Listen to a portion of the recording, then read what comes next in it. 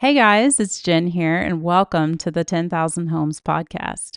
This month in August, we are celebrating 19 years. 19 years. It is so hard to believe. As you can imagine, we have a lot of stories from the past 19 years. And so to celebrate our birthday, we are telling 19 of our favorite stories.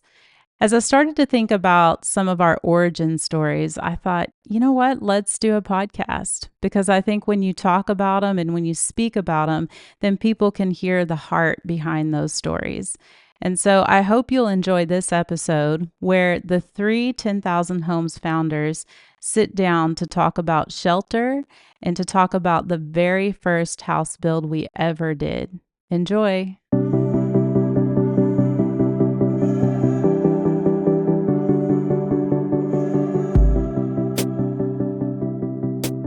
Well, hello, guys. It's Jen here, and welcome to our 10,000 Homes podcast.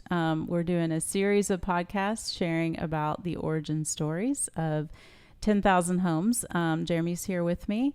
And, at 10,000 Homes, we want to see a world where families thrive. And we have focused on two areas, shelter and nutrition. And so today we are going to be talking about shelter and the work that we do in the shelter category. And I am really excited because we have a very special guest with us today. Michael Kaufman is here. Welcome, Michael. Thank you. It's good to be here. So this is really cool because the three of us sitting here around this table are the three founders of 10,000 Homes.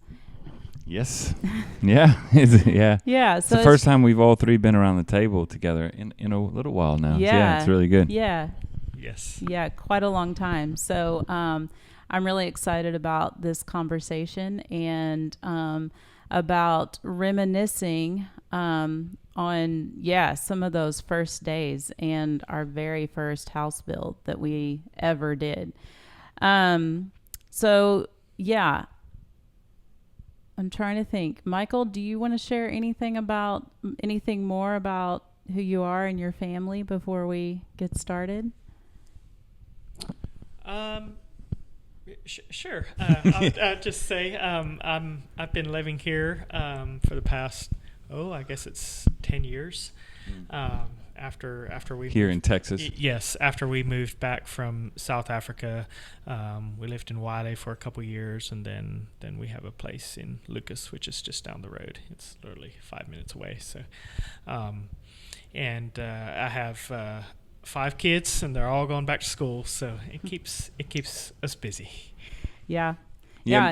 Oh, go ahead, Jeremy. No, I was just saying, just for those that don't, a lot of people that listen to this will know who Michael is. But for those that don't know, I mean, we go way back. We were just talking about just before we started recording this that it's been a lot of years. And Jen and I were newlyweds before we had kids when we met Michael. And Michael wasn't married at the time. But yeah, we moved to we met in Texas at in a mission program, and that was in 2001. 2001, yeah, and then we moved together to Connecticut, and we lived in New Haven, Connecticut for a few years, and that's where 10,000 Homes and kind of the idea and to move to Africa all kind of was birthed in those years in Connecticut. Yeah. We even bought a house together and renovated it together. Yeah. You remember that? Yeah, the ugly house. That was a rough house. Yeah. That was a rough house, man. Yeah, and then we moved. Then after Connecticut, we lived in Connecticut for a few years together, and then we moved to Africa together. And you guys and you moved to Africa as a newlywed with I think you've been married about a year maybe, huh? Well, actually it was less than a year because I think we moved was it January, and we got married that July, so that was 6 months. Yeah. Yep. And so you'd been living there. We moved there together. Your wife Lindsay and Jen and I, and we had our 2 kids by that stage, and lived in Africa. How long did you live in South Africa? It was almost 6 years, wasn't it? Yeah, a little over. I think it was like 6.5 years. 6.5 years you were there with us, working with us there. and working with 10,000 Homes and helping. And just for the listeners to know that Michael was essential to the early days and the foundation of what 10,000 Homes became, and also he's the one who came. He may not even remember this or not even know it, but he's the one who came up with the name in a sense. But yeah, we can talk more about that. And it's just really good to have you. It is. And also Michael had a background in building and construction. That's true. Yes. And that kind of thing. He's a builder by trade. Yeah. Yeah. So, so a lot of history actually building up to moving over to South Africa. And then, so in 2005, we had been to South Africa, and you had been once to South Africa, Michael. Yes. Yeah. And so I like the way Jeremy tells it, is that I think for all three of us, there was something happening in our heart for that area of the world and for what was going on there. And so we kind of felt like we needed to stop flirting and put a ring on it, you know? Isn't that how you say it? Yeah. Yeah. Yeah. Like we needed make a commitment. Yeah, we needed to make a commitment and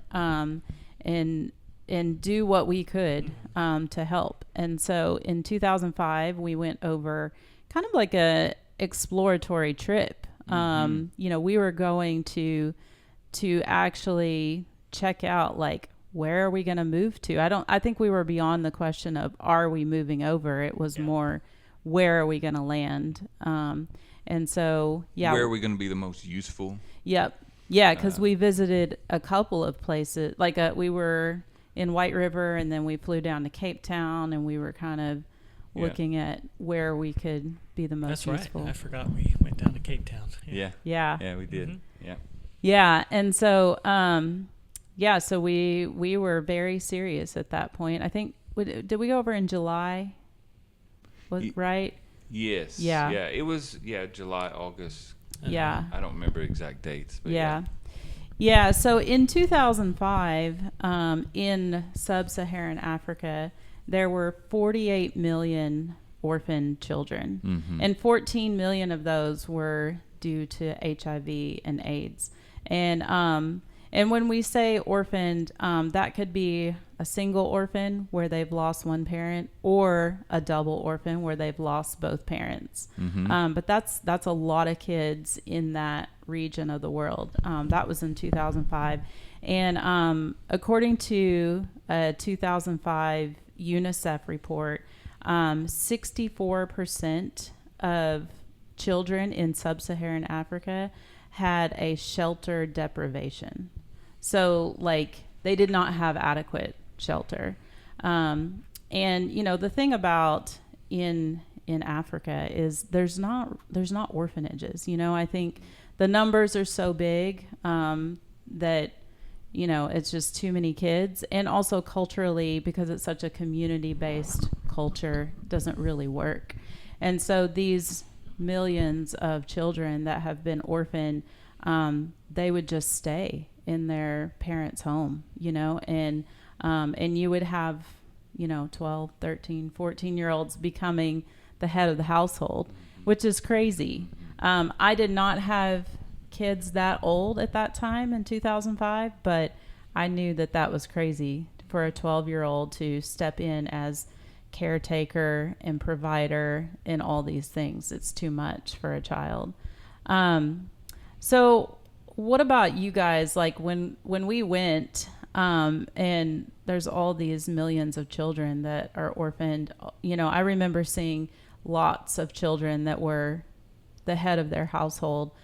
Like, how did that make you guys feel? Like, what was happening inside as you saw all of that? Well, I think, for me, I think even prior to this particular trip you're talking about right now, because as I said in the earlier podcast, our first trip to South Africa 5 years prior to this, we had seen child-headed homes for the first time.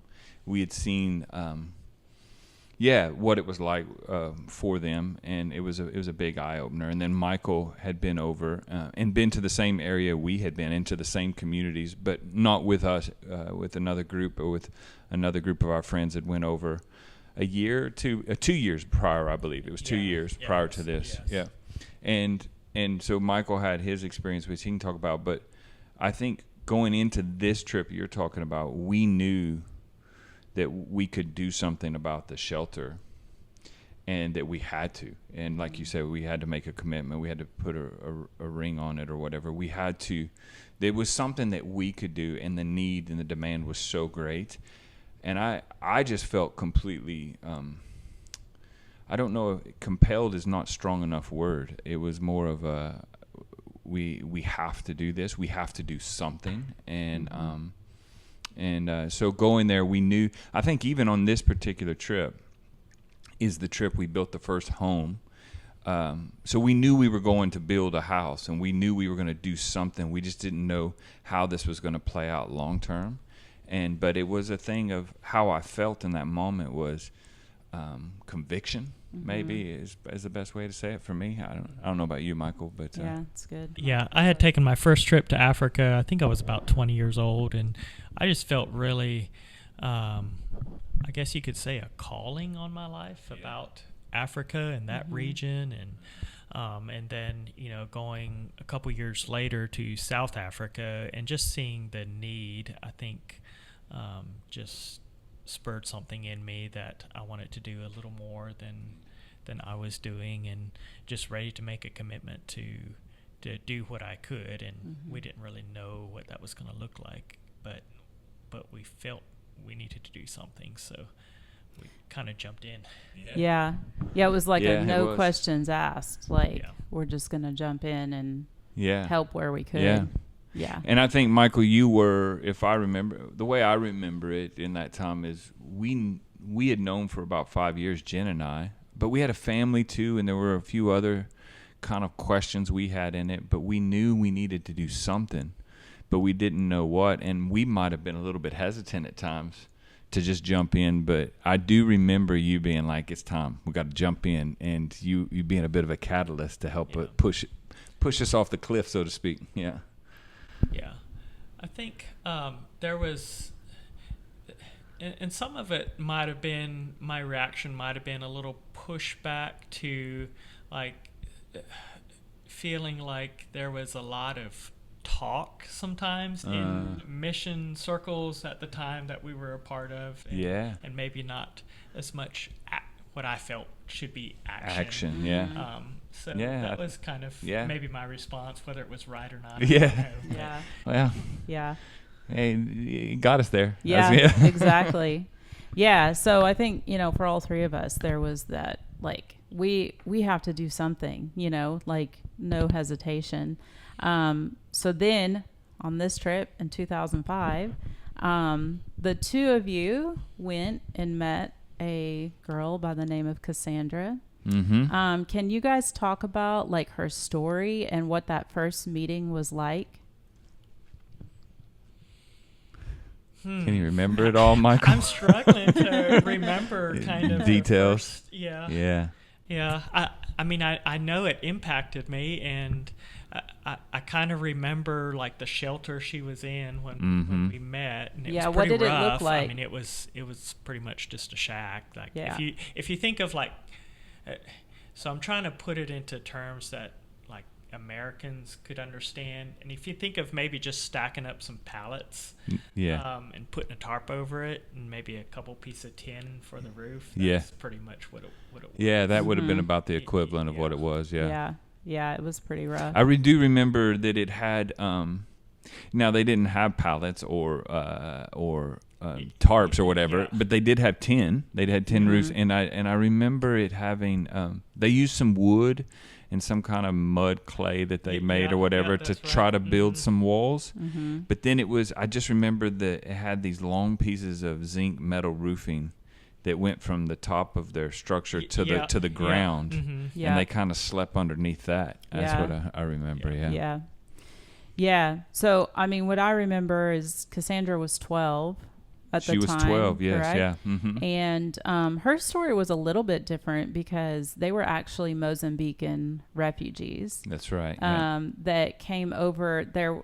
Well, there's a huge safari animal park that people would cross over to get into South Africa. It was quite dangerous. Mm-hmm. And they would follow the electrical lines, the high line wires. Yeah. To know where to go. Mm-hmm. And so those that made it, they settled in this little community called Cork. And it was pretty desolate. Like, that's what I remember. Yeah, there wasn't water. Yeah, it was just bare land pretty much. Yeah. Mm-hmm. Yeah. And so Cassandra was 12 years old. I mentioned that. And there were 5 of them, right? Including her. I but believe I so. think one of the kids wasn't there. Like, there were only 4 kids living there. And she was considered the head of her household. Mm-hmm. And, and they were orphaned. Their parents. Double orphaned. Mom and dad had both passed away. Yep, they'd both passed away. And because they were Mozambican refugees, it was even harder to get work, because they were too had young no to work, really. Well, or to get any kind of government assistance or anything of that nature. Yes, yeah. Mm-hmm. Are there any other parts of her story that I'm leaving out? No, I don't think so. So I don't think I was there for the first meeting with her, mm-hmm. But I've heard a lot of stories. Jeremy, can you talk about that? I think the story you're referring to is if she could have anything in the world. So we were working in those early days. We had a partnership with another organization. As we were forming 10,000 Homes, we were partnering with an organization that was local and was run by South Africans. And by the way, if you're starting a nonprofit, that's the way to do it. You need to go and serve the people of the land and learn the land before you start implementing your own ideas and stuff. So, but anyways, but there was a man there by the name of George, who I've mentioned before in the earlier podcast, and a very passionate, inspiring man that we were working alongside. And he was brilliant as he is a white man, and so he, in a lot of these black communities, he would be even foreign to a lot of these African communities. But he just had a way of connecting with the people and sitting with them and showing up with them and empathizing in their pain stuff, and just connecting and getting at the heart of what they really want. And he pursued and wanted to. He asked this young Cassandra if she could have anything in the world.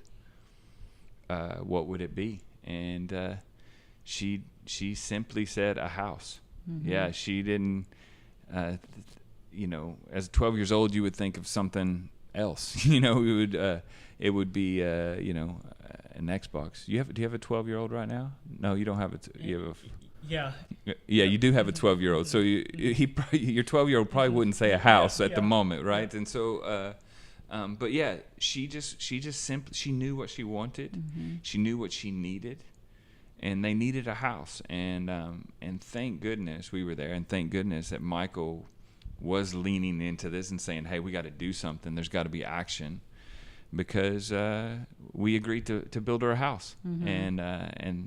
and that's how it started. And we said yes to building her a house, and this is what we could do. And it was beautiful. It was beautiful. Yeah. Yeah, and Michael, wasn't it like without hesitation you were like, "Yes, we can do that"? I don't really remember the details. I think that was how it went. Okay. Yeah. That action was talking, and you were like, "Yep, we're going to build you a house."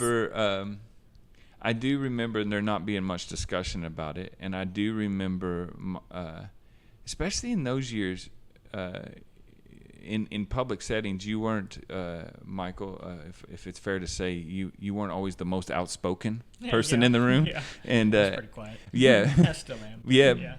But you spoke up then, and it was powerful. Yeah, it was very powerful. And Michael, you mentioned that particular house build really impacted you. Like, what were some things about it that were impactful for you?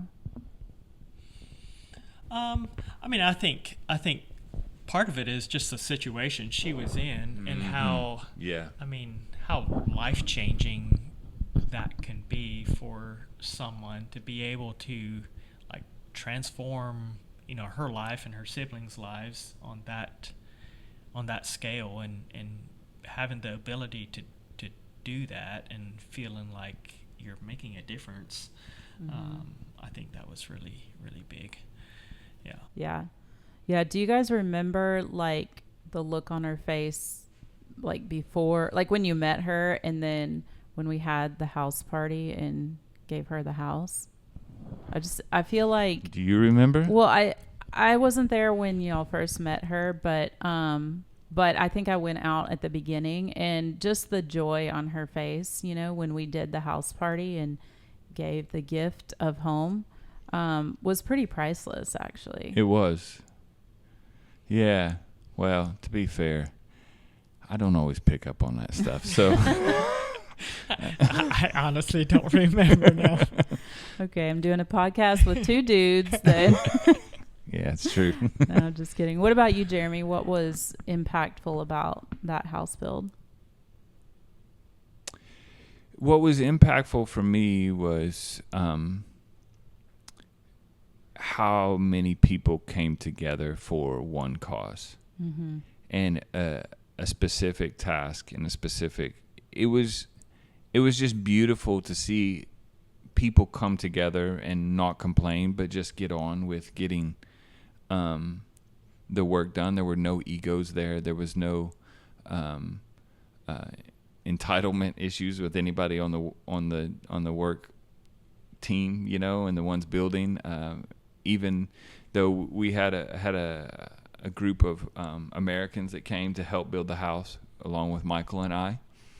And then we had a team of South Africans and local African guys that came and helped us build. And everyone just got on, and everyone worked together, and it was beautiful to do that. But not only that, a big impact for me was also to see the people from our neck of the woods, the Americans and the relationships we had back in the U.S. that did not come to South Africa for this trip, but yet they got involved and they were excited about it, and to see the excitement on their face, and they donated and said, here's some money to help make this happen. That was so encouraging. And then the third thing was just to see the community, this very desolate community, depressed community at times, that was facing a lot of hardships. No services of water or electricity. Life was rough on that bare land. Not much employment. There were a lot of reasons for them to be miserable, and but yet they came alive in this, and everyone got excited, and the community came alive. And I just thought how cool. It was a big impact for me to see one project and one tangible thing, a step, an action that could transform people's lives in the moment, in real time. And I'd never seen people get so excited about something like that. So it was pure. Yeah, it was definitely a big collaboration of people that donated, the group of guys that came to help build the house from America, and then the local South African guys, and partnering with the organization that we worked with, and then even people within the community that would contribute in the way that they could. It was really cool, and it was cool to see how that brought a lot of hope to that community that was just in despair and not a lot going on there, and came in with a lot of hope. So it was really cool. And I think did y'all build that house in 2 weeks? Yes. Yeah. We did. Yeah. Mm-hmm. Yeah. I mean, it helped having some masonry crews there. Some guys that knew what they were doing. And his brother and his cousin, and they all chipped in and flew They were over, skilled at what they did. They were skilled, yeah. I think Michael and I and some of the South African guys were there ahead of time, and we did some of the footings and stuff like that, got some of the prep done a little bit before. A little bit. I don't think it was a whole lot, but yeah. But it looked good in the end. Most of it. Yeah. The house looked great in the end. Yeah. Yeah. And by the way, I mean, maybe this is better at the end of the podcast, but I'll just mention it. I haven't been back to that house in a long time, but some of our staff went out there recently, and it's still standing. It's still, Yeah. Oh, really? yeah, Wow. it's still, And Cassandra's still living yeah, there. Cassandra Is she still really? lives there. That's Yeah, amazing. yeah. And she still like vividly remembers Oh yeah, that whole Yeah. process and experience and everything. Oh, that's yeah. cool. yeah. Yeah, it Emzwan is really Dile cool. went out there and spent the day with her recently. Okay. Yeah, earlier this year. So Yeah. yeah, he said he wanted to. He had never met her, and he goes, "I want to go find the girl who kind of started this whole thing." Okay. And so he went out there and found her. Oh, that's cool. Yeah. Yeah, Yeah. yeah. It was really cool. Yeah. Yeah. So yeah, I have a question. Like, so in terms of shelter, how does focusing on shelter help families thrive? Do you want to say anything? I mean, just kind of like, just when I think of shelter, I think of home and having a family and kids, and it's like a safe space to Yeah. come Safety. home. Yeah. Yeah, Mm-hmm. you can call house a home. Yeah. I think home is the best description of it. Yeah. Mm-hmm. Yeah, I think it's Michael says the safety piece is crucial. The place that you can come and rest, that you can come and find love, and a place of belonging, a place to belong to is important, I believe. And those are some of the words we used early on, weren't they? Is that we wanted to create those places of belonging. We wanted, I think that, like, if you look at vulnerable children, but then also looking at the caregivers, the single moms or single dads, but there's a lot of single moms, and there's also a lot of single grandmothers. In South Africa, they call them go-go's. A lot of go-go's that are looking after kids. And when they can have adequate shelter, when they can have a home that's safe and secure, then it helps them sleep better. And when you get your sleep, you can be a better mom. You can be a better parent. You can be a better employee at work. You can earn better wages. You can do better in school. All of these things, it impacts everything. It's very central to families thriving. I think it's right at key. It's the central thing that helps physically, that helps families thrive. Yeah. I mean, one thing that we haven't mentioned is that in Southern Africa and definitely South Africa, crime is a big thing. And so, even making sure kids have proper locks on the doors and the windows. And I mean, that's huge to bringing peace in the home, because it can be a constant worry, the safety part. You just don't sleep good. Yeah. Yeah. Which, affects your studies in school, and it affects your health, and, it affects a lot of things. Yeah. That's right. Yeah. So, I mean,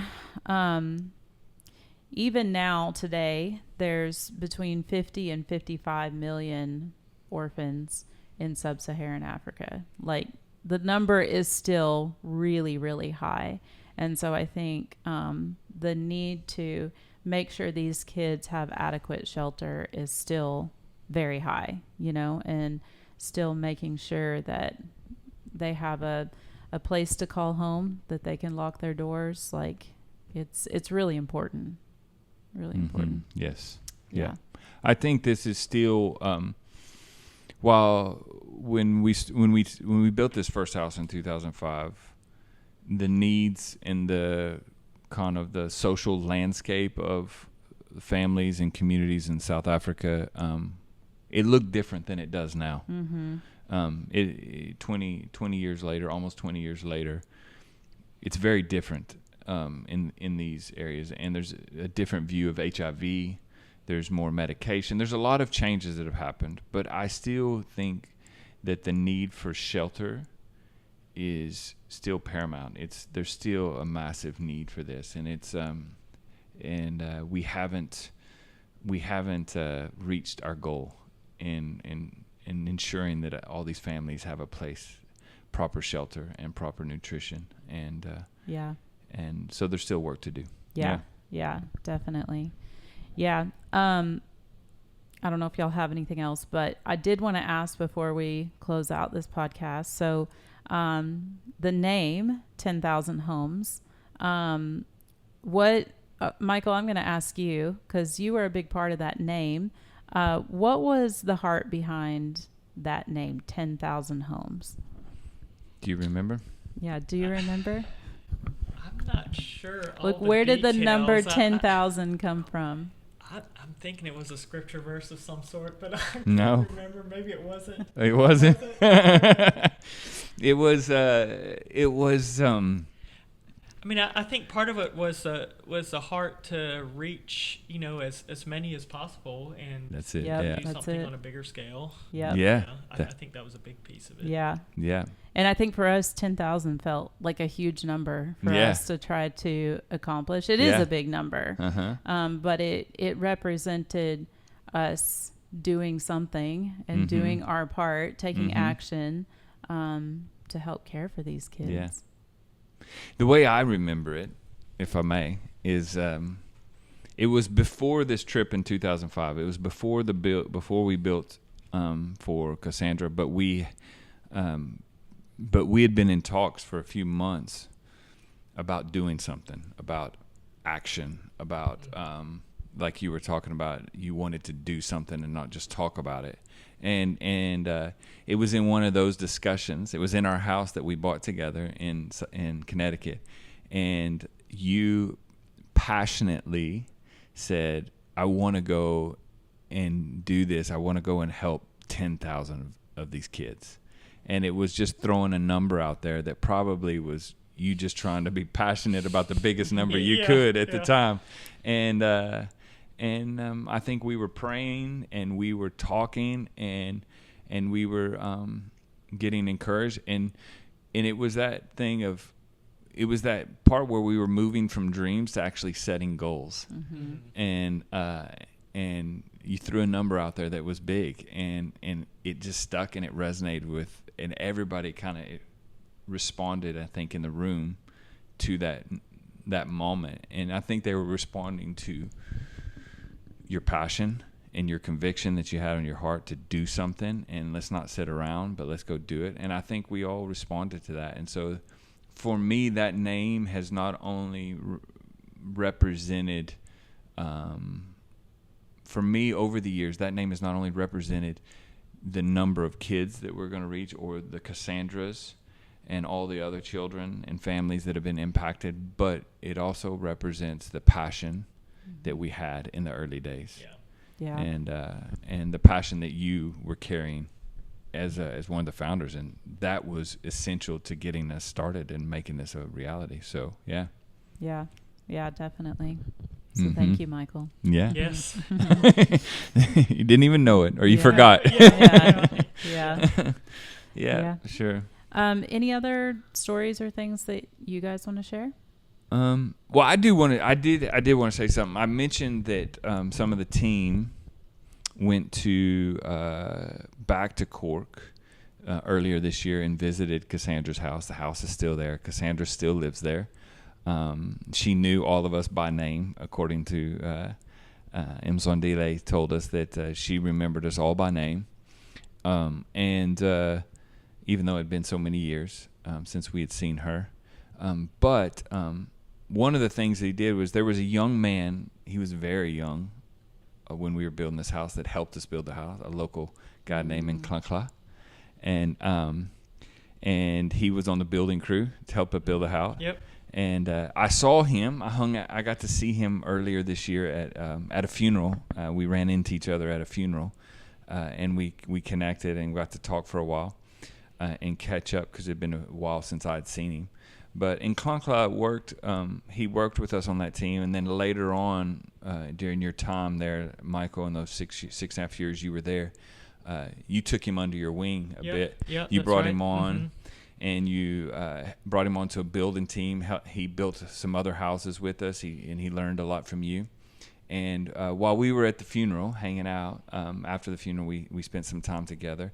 I'll just tell you now, Klankla has become he is a good man. He's a family man. he's really good to his kids, and he brought some of his kids were there at the funeral, and I got to spend some time with him. And now he owns his own construction company. Okay. And he's doing very well. And he told me that without 10,000 Homes and without you, Michael, his company and what he does wouldn't exist now. And so that day, without me prompting him or asking him anything, he just went into so much gratitude. And I wanted you to know that. Oh, that's awesome. I wanted you to relay that message to you, that he's doing well, and that you played a big part. And he just kept on and on about you and 10,000 Homes and what he does now. He wouldn't have the skills to do what he does without that. So very cool. Yeah, it's cool. Yeah. Well, thank you for sharing that. Yeah. That is such a great story. Yeah. And you don't always get to hear those stories. You know what I mean? No, like you the don't. feedback You of don't hear him. how it's impacted people, Yeah. And, he was a young kid working on the construction crew. Mischievous. Yeah, he Yep. was. He was mischievous. A little bit, Yeah, I can think of something he told me one time that was Yeah. a little bit mean when he called me fat. Yeah. But yeah, that's really cool. Uh-huh. That's good. Good. Oh, that's great. Yeah. Anything else? Any stories or anything you remember? Anything you want to say? I'm thinking, it's kind of interesting when we were trying to jog my memory from 20 years back and trying to think of, like, how did we get started and our meetings. But do you remember that? It's kind of interesting. You remember that TV show back that was really popular way back? I guess it was around that time. The Extreme Makeover. Oh, yeah. Home Edition. The Home Edition. We all used to sit down and watch that every show. Sunday And it was so night. emotional. I think and Sunday we'd cry night. a little bit. Yeah. I think some of what we did was sparked out of Sure. Yeah. some of that Yeah. and wanting to do something maybe on a grand scale. Yeah. Make it a African version. And Yeah. Yeah. so that's kind of it. I just thought about that. Yeah. Yeah. Yeah. Yeah, that's we true. did. We would sit in on Sunday nights and watch it. We lived for the listener we bought a house together, and it was a multi-family house, and there was a first floor apartment where you lived, Michael, and before you were married, you had a roommate or two. Yeah. And then I would shout out, but there were too many of them. They went in, and David, Ryan, Song. I can't remember the different roommates that lived there. Yeah. Yeah, that's pretty much Yeah. Jake lived there. Yeah. for a Jake little lived there bit. for a little That's while. Well, not Just a with, short bit. not with us. Yeah. but And then Jennifer and our two little kids lived upstairs apartment, and so I think a few of you would come up to the second floor, or maybe we came to the first floor a few times Sunday nights, and we would watch that Extreme. And that was a good show. Yeah. It was Yeah. heartfelt. And then just Funny. feeling a calling on my life and trying to figure out what I can do with a construction background. Yeah.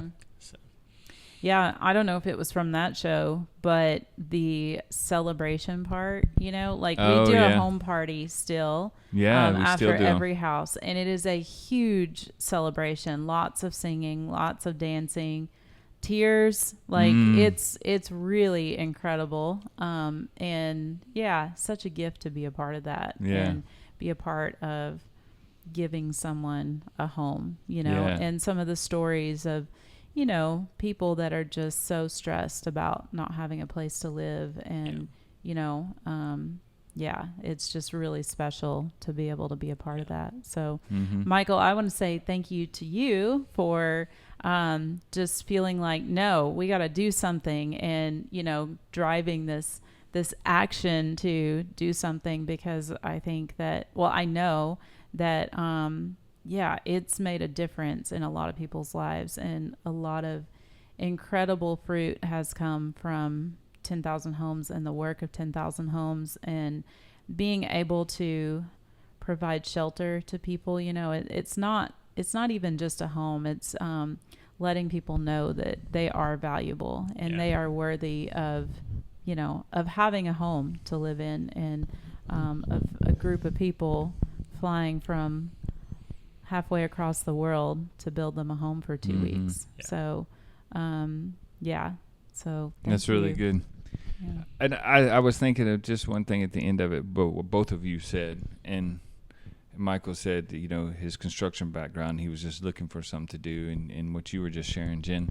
And I just think even for the listener, that in these kind of situations, in great need, there's always something we can do if we just show up. Yeah. Yeah. And there's always something, like even you listening to this, you can do something. Yes. Your life can make a difference in choices. And sometimes it's just trying it out and thinking, what can I do? And if you have a small idea, just do it. The three of us, especially when it came to Africa, we didn't know much about Africa, Yeah. right? No. We Yeah. couldn't relate to the Yeah. context. And we all grew up in homes, loving homes, and we had shelter over our heads growing up.